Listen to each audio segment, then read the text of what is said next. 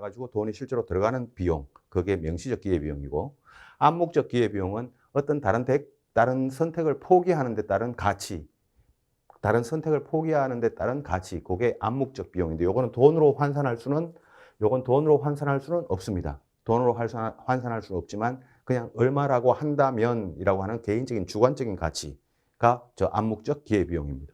자, 그래서 명시적 기회비용이라고 하는 이거는 명시적 비용이라고 하는 건 회계적 비용. 그래서 이거는 돈으로 나타낼 수 있는, 돈으로 환산이 되는, 돈으로 측정이 되는 그런 비용을 명시적 비용, 회계적 비용이라고 하고요. 이 암묵적 비용은 다른 선택을 포기해야 하는 대가인데 이거는 돈으로 표시할 수 없다라고 제가 했죠. 그래서 이건 주관적 가치, 심리적 가치 그렇게 이야기할 수 있습니다. 자, 그래서 요거는 뭐 나중에 문제 풀면서 다시 볼 거예요. 보면은 이해가 갈 겁니다.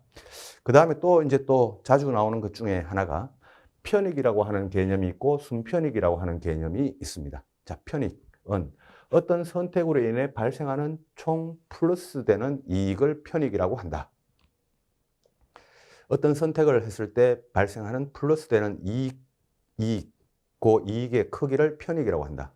자, 근데 순편익이라고 하는 거는 그 편익, 이익이 되는 저기에서 비용을 뺀 개념을 순편익이라고 이야기를 한다. 자, 근데 요 비용은 여기 편익에서 경제적 비용을 이야기를 한다. 자, 비용은. 그냥 요 페이지 요거 잘 메모해 놓으면 좋습니다.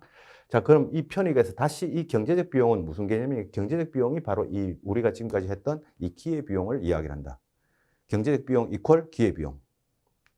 순편익 분석에서 나오는 비용은 기회비용을 이야기를 한다. 자, 이 기회비용은 다시 아까 우리가 페이지에서 봤죠? 이 기회비용은 아까 뭐였냐면 명시적 기회비용과 암묵적 기회비용으로 합으로 나온다 그랬습니다. 그럼 순편익은 편익에서 명시적 기회비용과 암묵적 기회비용을 다 뺀 이 개념을 우리가 순편익이라고 한다. 이런 어떤 공식이 나오겠죠.